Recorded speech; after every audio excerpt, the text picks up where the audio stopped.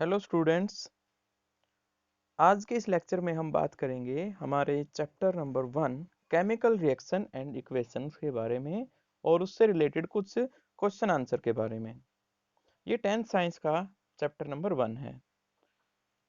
Question number 1 है आपके सामने, why should A magnesium ribbon be cleaned before burning in air. हवा में मैग्नीशियम रिबन को जलाने से पहले उसे क्लीन किया जाता है, व्हाई। ये क्वेश्चन यहाँ पे पूछा गया है।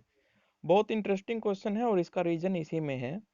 मैग्नीशियम जो होता है वो ऑक्सीजन के साथ रिएक्ट करके मैग्नीशियम ऑक्साइड बना लेता है और जो काफ़ी स्टेबल लेयर हो जाती है और दोबारा फर्दर रिएक्शन नहीं होने देती।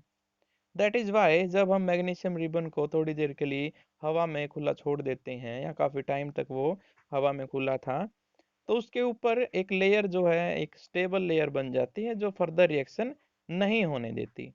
और अगर हमें मैग्नीशियम रिबन को दोबारा जलाना है तो उस लेयर को, प्रोटेक्टिव लेयर को जो बन गई है ऑक्साइड लेयर, उसे हटाना पड़ेगा एक बार। वो तभी जल सकती है, अदरवाइज वो एक्सपोज नहीं होगा। Magnesium is very reactive metal like sodium and calcium. When it exposed to air it react with oxygen to form a layer magnesium oxide on its surface।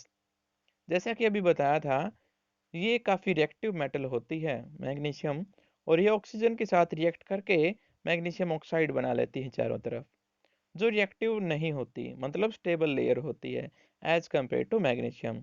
दोबारा अगर हमें जलाना है इसे तो हमें इसको क्लीन करना पड़ेगा सैंड पेपर की हेल्प से। सैंड पेपर एक तरह का पेपर होता है जो काम करता है मतलब क्लीनिंग के लिए। उसके ऊपर थोड़े थोड़े खांचे बने होते हैं जिससे वो एक ब्रश की तरह ही काम करता है। क्वेश्चन नंबर 2 हमारे पास है, right the balance equation for the following chemical reactions. यहाँ पर जैसे कि मैंने आपको डूरिंग लेक्चर ये बताई थी बातें कि क्वेश्चन इस तरह से आ सकते हैं। हो सकता है आपसे कोई रिएक्शन दे दी जाए और उसके नेम लिखने के लिए कहा जाए आपसे, या इसका रिवर्स भी हो सकता है, सिर्फ नेम दिए गए हो केमिकल कंपाउंड्स के और आपको केमिकल फॉर्मूले लिखने हो पड़ सकते हैं वहाँ पे। या तीसरे टाइप में आपसे रिएक्टेंट दे दिए जाएं, प्रोडक्ट पूछे जाएं। और फोर्थ वन में आपको रिएक्टेंट और कुछ प्रोडक्ट दे दिए जाएं और कुछ गायब कर दिया जाए प्रोडक्ट साइड से, और पूछा जाए कि ये fill in the blank type, कि आप बताएं कि कौन सी गैस रिलीज हुई होगी। तो ये चीज़ें आपको अपने नॉलेज के बेस पे बतानी पड़ेंगी।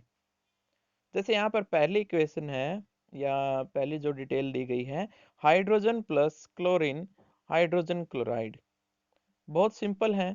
यहाँ पर हाइड्रोजन और क्लोरीन को ऐड करना है तो इसका रिजल्ट HCl बनता है, हाइड्रोजन क्लोराइड। तो ये रिजल्ट यहाँ पर बन रहा है इसका। और 1 मिनट के लिए आपको ये मुश्किल लग सकती है ये चीज़ें, लेकिन जब आप पूरे सिलेबस को कर चुके होंगे और जब रिवीजन करेंगे इनको, 3-4 बार रिवीजन हो चुका होगा इनका विद रिटन प्रैक्टिस, तो ये कुछ भी नहीं लगेंगे, ये चीज़ें आपको लगेगा बिल्कुल टिप्स पे आती हैं आपको। Barium chloride plus aluminium sulphate, result में बनता है बैरियम सल्फेट एल्यूमिनियम क्लोराइड। यहाँ पर जो ध्यान देने की बात है वो ये है कि सल्फेट का मतलब होता है SO4। सल्फेट का मतलब होता है SO4। इसे ब्रैकेट में बंद करना पड़ता है क्योंकि ये इकट्ठा ही लिखा जाता है। आपने 9th में मल्टीपल आयन जरूर सुने थे, ये वही है, उसी टाइप का है। ये एक आयन है जिसके ऊपर -2 चार्ज रहता है। ये कंप्लीट आयन है, यानी एक मल्टीपल आयन कह सकते हैं आप इसको। तो ये ब्रैकेट में बंद इसलिए किया गया है ताकि ये शो हो सके मल्टीपल आयन है। तो बैरियम क्लोराइड को हमने ऐड किया एल्यूमिनियम सल्फेट के साथ। अब क्योंकि सल्फेट के ऊपर -2 आता था तो एल्यूमिनियम के पास भी कितने होने चाहिए, 2 होने चाहिए, यानी वैलेंसी को कंप्लीट करना पड़ेगा हमें। वो रिजल्ट बनता है barium sulphate plus aluminium chloride. ये सभी के सभी यहाँ पर आंसर हमें मिल जाते हैं।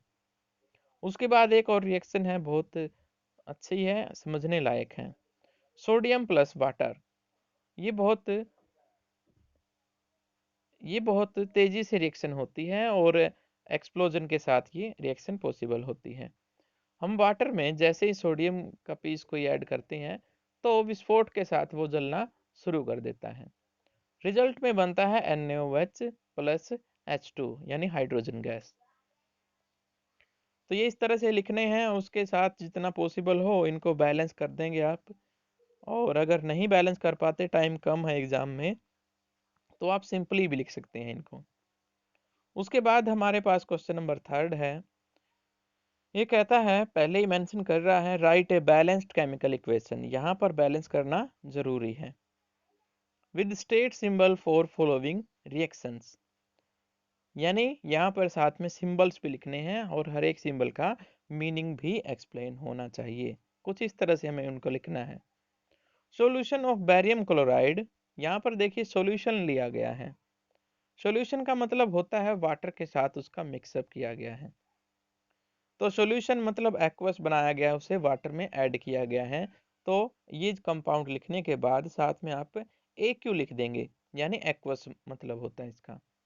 बैरियम क्लोराइड ब्रैकेट और साथ में AQ लिख दिया यहाँ पे। And sodium sulphate in water, यहाँ पर सोडियम सल्फेट भी साथ में वाटर लिखा गया है, यानी सॉल्यूशन की बजाय डायरेक्ट ही वाटर लिख दिया, तो यहाँ पर भी AQ लिखेंगे आप। सोडियम सल्फेट और AQ। रिजल्ट में बनते हैं इनसोल्यूबल बेरियम सल्फेट। इनसोल्यूबल का मतलब क्या होता है कि वो बनने के बाद लिक्विड नहीं रहेंगे, वो सोलिड ड्रम में चले जाएंगे, यानी सोलिड बन जाएंगे, वो घुले हुए नहीं दिखेंगे। अब वो डायरेक्ट दिखेंगे हमें, इनसोल्यूबल टाइप। और इनसोल्यूबल क्या होते हैं, जैसे रेत हो गया जो हमें पानी में दिखता है।